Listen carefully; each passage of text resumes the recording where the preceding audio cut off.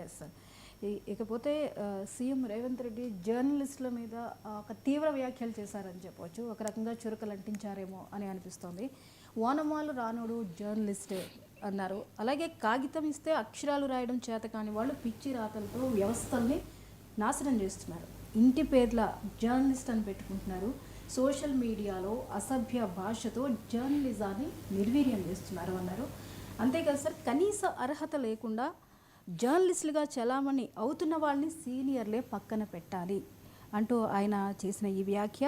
అలాగే మీడియా సమావేశాల్లో కాలు మీద కాలేసుకుని ఉండే కూర్చునేటటువంటి జర్నలిస్ట్ని చూస్తే కొట్టాలనిపిస్తుంది అంటూ సీఎం రేవంత్ రెడ్డి వ్యాఖ్యలు చేశారు సార్. అంటే ఈ వ్యాఖ్యల్ని ఎంతవరకు సమర్థనీయమైన వ్యాఖ్యలు? మీరు ఒక సీనియర్ జర్నలిస్ట్ సార్, సీనియర్ జర్నలిస్ట్గా ఈ వ్యాఖ్యలతో మీరు ఏకీభవిస్తారు? అంటే రేవంత్ రెడ్డి జర్నలిస్టుల పైన వ్యాఖ్యలు చేయలేదు, జర్నలిజం పైన వ్యాఖ్యలు చేశాడు.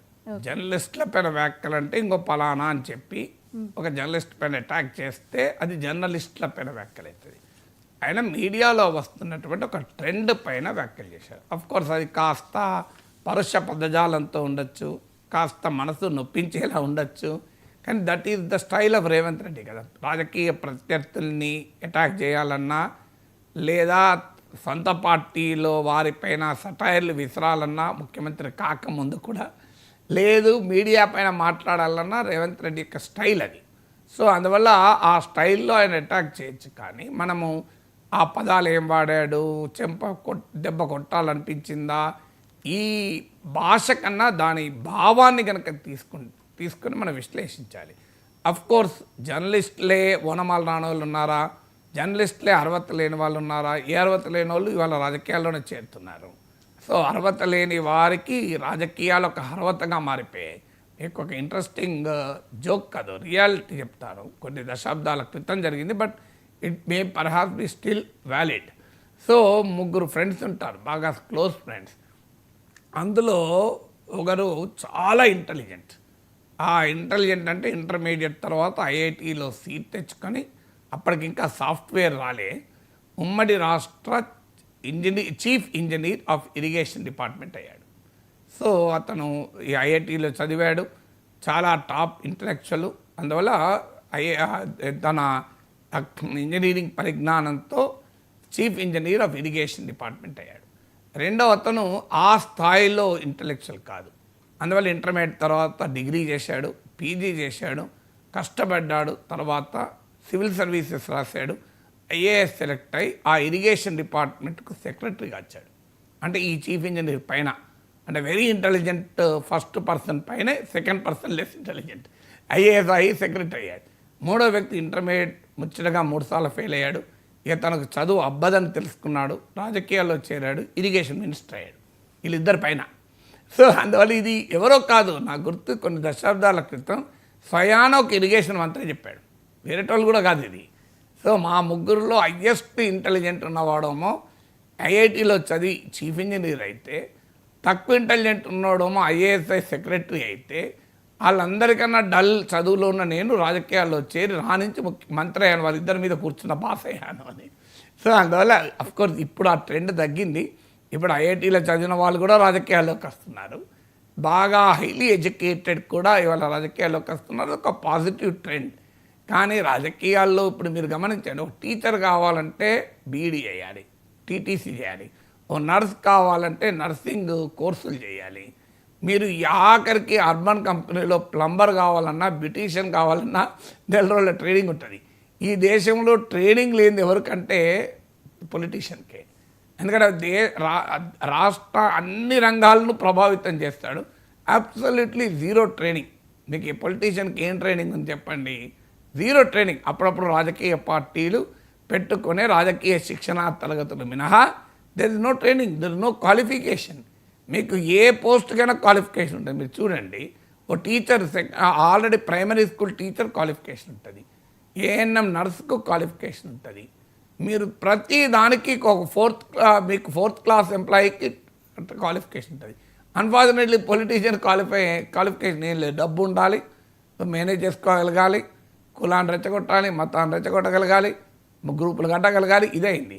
అందువల్ల రేవంత్ రెడ్డి ఓనమాలు రాని వాళ్ళు జర్నలిస్టులు అయ్యారన్నా రాజకీయాల్లో ఏమి అంతగా గొప్పగా మహా మేధావులే రాజకీయాల్లో ఉన్నారా?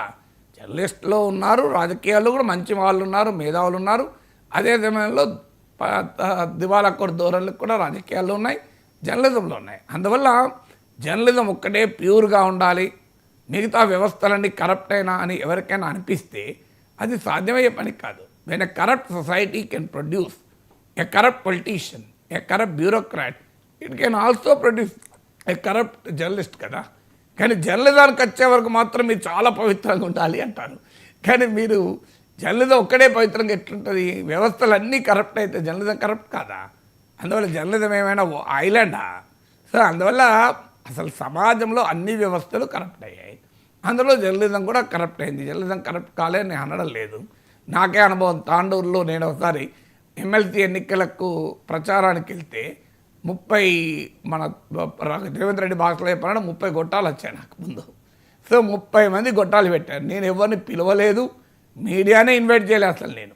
కానీ వాళ్ళు సార్ చెప్పండి సార్ అన్నారు. ఎవరు అంటే అందులో యాక్చువల్ టీవీ ఛానల్లో 2, 3 ఉంటాయి, మిగతా అంతా సోకాల్డ్ జర్నలిస్టులు.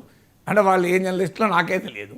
వచ్చి మీరేం చెప్పండి అన్న. నేను ఏమైనా చెప్పేది ఏముందా, నేను రోజు మాట్లాడుతున్నాను అన్న, ఏదో మాట్లాడినా. తర్వాత అయిపోయినాక వెంటనే నా దగ్గర కారులో ఎక్కబోతుంటే వచ్చారు, సార్ ఏమైనా ఇయ్యరా సార్ అని. దేనికయ్యా అన్న? ఇచ్చిరేందా అన్న? సార్ ఇప్పుడు మీరు రికార్డ్ చేసినాం కదా అంటే డిలీట్ చేయండి అన్న. రికార్డ్ అయితే డిలీట్ చేయండి, మిమ్మల్ని ఎవరు రికార్డ్ చేయమన్నాడు అన్న. నేను అడిగినా మిమ్మల్ని మీరే కావాలంటే నా ఎలక్షన్ ఫండ్గా ఉన్న డొనేషన్ చేయండి అన్న. అదేం సార్ ఏమి ఇయ్యరా, కనీసం 1000 రూపాయలు ఇయ్యరా అంటే ఎక్కడికి వెళ్ళిందే ఆ జర్నలిజం? గొట్టం ముందు పెట్టి 1000 రూపాయలు అడుక్కున్న జర్నలిజం ఎక్కడ చూడలే. ఎవడా మీ జర్నలిజం చెప్పినారు?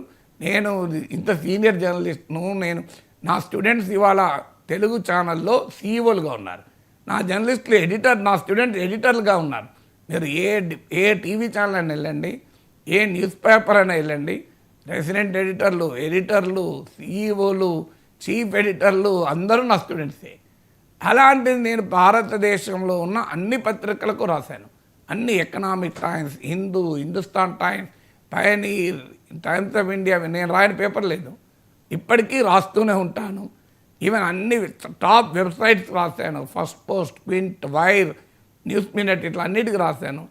అసలు ఈవెన్ ఇంటర్నేషనల్ మీడియా, మీరు ఫైనాన్షియల్ టైమ్స్ కూడా నన్ను కోట్ చేసింది, మీరు కే నాగేశ్వరన్ ఫైనాన్షియల్ టైమ్స్ అని వస్తుంది. నాకు కూడా తాండూరు వెళ్తే గొట్టం పెట్టి 1000 రూపాయలు అడిగాను, నేను ఏం చేయాలి చెప్పండి. అందువల్ల రేవంత్ రెడ్డే బాధితుడు, సో అందరూ బాధితులే. సో అందువల్ల ఇవాళ డిజిటల్ జర్నలిజం వచ్చాక పాజిటివ్ ట్రెండ్ ఏంటంటే, ఒకప్పట్లాగా journalism is no longer a privilege of the elite. Common man కూడా జర్నలిస్టే, తన భావాన్ని ప్రకటించాలనుకునే ప్రతి ఒక్కరూ జర్నలిస్టే. అది positive trend. It democratises the media space. ఇలా డిజిటల్ జర్నలిజం వచ్చిన అడ్వాంటేజ్ ఏంటంటే, ఒక 10 ఏళ్ల క్రితం నేను ఒక టాపిక్ పైన మాట్లాడాలనుకుంటే ఓ టీవీ ఛానల్కి ఫోన్ చేసి ఇది ఒక ఇంపార్టెంట్ టాపిక్, దీనిపైన డిస్కషన్ పెడదాం అంటే, ఇది ఎవరు చూస్తారు సార్, ఇది ఇట్లాంటివి చూడరు సార్, ఇది ఎవరు పట్టించుకుంటారు సార్, డిబేట్కి ఇంకోరు ఎవరు వస్తలేరు సార్, మీ ఒక్కరితోనే మాట్లాడించలేం కదా సార్ అనేవాళ్ళు. ఇప్పుడు అది మారిపోయింది, నన్ను ఒక్కరు కూర్చొని గంటలు మాట్లాడుతున్నారు. ఒక్క ఛానల్ కాదు, 6 డజన్ ఛానల్స్ తెలుగులో నన్ను ఒక్కరినే కూర్చొని మోర్ దెన్ 1 అవర్ కూడా మాట్లాడుతున్నారు. ఎందుకు మాట్లాడుతున్నారు? ఇది ఎట్లా సాధ్యమైంది? Power of digital media. TV ఉన్నప్పుడు ఎడిటర్లు, సీఈఓలు అనుకునే వాళ్ళు ఒక్కరే కూర్చొని మాట్లాడితే చూడరు, 4 కూర్చొని అరుచుకుంటేనే చూస్తారు, షౌటింగ్ మ్యాచ్ ఉంటేనే అనుకున్నారు. కానీ ఇవాళ ఏమవుతుంది? 4 కూర్చి అరుచుకున్నప్పుడు లైవ్లో 1000 మంది చూస్తే, నాగేశ్వర అంటాడు ఒక్కడు కూర్చొని గంట మాట్లాడితే 3000 చూస్తాను. సో వాళ్ళు ఏమంటారు? సార్ మీరు వచ్చి కూర్చుంటే 3 రెట్లు ఎక్కువ ఇస్తారు సార్ రండి అంటున్నారు. సో అందువల్ల ఇదొక ట్రెండ్. ఇక లేదు, నా అంతా నేనే మాట్లాడుకుంటాను. నేను మొన్న సుప్రీంకోర్టు జడ్జిమెంట్ వచ్చింది ఎమ్మెల్యేల అనర్హత పిటిషన్ పైన, నా అంతా నేనే మాట్లాడుకున్నాను. ఓ 15 నిమిషాలు ఇంట్లో కూర్చొని మాట్లాడుకుంటే 1,40,000 మంది చూశారు. So this is the new democratise world. నాకు ఎవరు అవసరం లేదు, నా ఇంట్లో నుంచి నేను మాట్లాడుకుంటాను, నా బ్లాగ్ నేను ఓపెన్ చేసి రాసుకుంటాను, నా వెబ్సైట్కి నేను రాసుకుంటాను. ఇప్పుడు డెమోక్రటైజ్ ఎంత అయిందంటే, వెబ్సైట్ డిజైన్ చేయడానికి కూడా నువ్వేమీ కష్టపడాల్సిన అవసరం లేదు. ఏఐ సాఫ్ట్ టూల్స్ వచ్చాయి, ఆ టూల్స్కి వెళ్ళి నీకు ఎలా వెబ్సైట్ కావాలో చెప్పితే, నువ్వేమీ చెప్పకపోయినా వెబ్సైట్ డిజైన్ చేసి చెప్పితే నీకు కావాల్సిన పద్ధతిలో వెబ్సైట్ డిజైన్ చేసి డిప్లాయ్ కూడా చేస్తాయి. నువ్వు వెళ్ళి పోస్ట్ చేసుకుండే. ఇంత డెమోక్రటైజ్ అయింది డిజిటల్ టెక్నాలజీ, ఇది పాజిటివ్, దాంట్లో ఏం డిస్ప్యూట్ లేదు. అదే సమయంలో ఊరు పేరు లేని వాళ్ళు, రేవంత్ రెడ్డి అన్నట్లు ఓనమాలు రాని వాళ్ళు, అక్షరాలు రాయలేని వాళ్ళు కూడా జర్నలిస్టులు అయ్యారు. కాదండి, that is unfortunate. Journalism dilute కూడా అయింది. అందువల్ల మీకు రాశి వాసి అంటారే, సో అందువల్ల క్వాంటిటీ పెరిగింది, క్వాలిటీ తగ్గింది, దాంట్లో ఏం డిస్ప్యూట్ లేదు. దాంట్లో ఇవాళ సీరియస్ జర్నలిజం పోయింది. Journalism is trivialise, journalism is criminalise, so journalism is మీకు వ్యాండలైజ్డ్. అది మాత్రం నిజం. జర్నలిజానికి ఉండాల్సిన లక్షణాలు ఏంటంటే, ఒకటి క్రెడిబుల్ ఇన్ఫర్మేషన్ ఫంక్షన్, విశ్వసనీయమైన సమాచారాన్ని ఇవ్వాలి. ఇది మొదటి పని జర్నలిజం చేయాల్సింది. రెండవ పని ఏంటంటే మీకు క్రిటికల్ అడ్వర్సోరియల్ ఫంక్షన్, అంటే ఒక విమర్శనాత్మక పాత్రను పోషించాలి. మూడవది ఎజెండా సెట్టింగ్ ఫంక్షన్, అంటే ప్రజల తరఫున ఒక ఎజెండాను సృష్టించాలి. ఈ నాలుగవది ఎంటర్టైన్మెంట్ ఫంక్షన్, అది న్యూస్ మీడియా చేయాల్సింది కాదు, వేరే మీడియా చేయాల్సింది. ఈ మూడు ఫంక్షన్లను చేయగలుగుతున్నారా? ఒకప్పుడు నెపోలియన్ అంటాడు, దశ దిశల నుంచి వచ్చే శత్రు సైనికులను చూసి కూడా నేను భయపడను, కానీ ప్యారిస్ నగరంలో ఉన్న 4 పత్రికలకు భయపడతాను అన్నాడు. ఎంత చూడండి ఏ స్థాయిలో ఉన్నాడు. తర్వాత మీకు బ్రిటిష్ ప్రభుత్వం ఇక్కడ నుంచి ఈస్ట్ ఇండియాలో ఉన్న బ్రిటిష్ పాలకులు తమ మాతృదేశంలో ఉన్న బ్రిటిష్ ప్రభుత్వానికి రాశారు, ఇండియన్ మీడియా చేస్తున్న రచనల వల్ల బ్రిటిష్ వలస సామ్రాజ్యవాదానికే ప్రమాదం ఏర్పడుతుంది అని చెప్పి వర్నాక్యులర్ ప్రెస్ యాక్ట్ తెచ్చారు.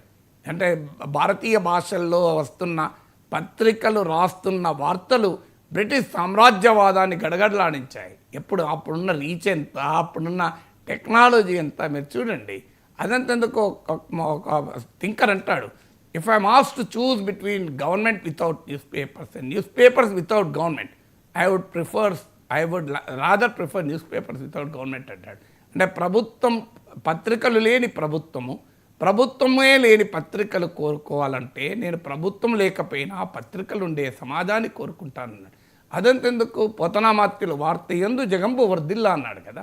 సో ఇప్పుడు జగంబు వర్ధిల్లుతుందా లేదా అని గుణమే చేసుకుని మాట్లాడుకుందాం. Let us be honest. Revanth Reddy ఏమన్నాడు పక్క పెడదాం. రేవంత్ రెడ్డి బాధ ప్రపంచం బాధ కావాల్సిన అవసరం లేదు, కానీ జర్నలిజం బాధ అయితే మనందరి బాధ కావాలి కదా. సో జర్నలిజంలో ఆ ప్రమాణాలు తగ్గుతున్నాయి, ఇతర వ్యవస్థలు కూడా తగ్గుతున్నాయి. ఆ వ్యవస్థలు ఉన్న వాళ్ళ బాధలు వాళ్ళు పడతారు. మన వ్యవస్థలో మనమున్నాం కనుక మీడియాలో తగ్గుతున్న ప్రమాణాలపైన లెట్ అస్ సీరియస్లీ ఇంట్రాస్పెక్ట్. నిజమే, తమ్ముళ్ళు ఎట్లా ఇష్టమైనట్టు పెడుతున్నాం, యుద్ధాలు రాకపోయినా యుద్ధాలు తెస్తున్నాం, అనుయుద్ధాలు లేకపోయినా అనుయుద్ధాలు తీసుకొస్తున్నాం, బూతుల్ని జర్నలిజంగా మారుస్తున్నాం, బూతులు రాసి జర్నలిస్టులై ఎన్నికల్లో గెలుస్తున్నారు, పదవులు కూడా తెచ్చుకోగలుగుతున్నారు.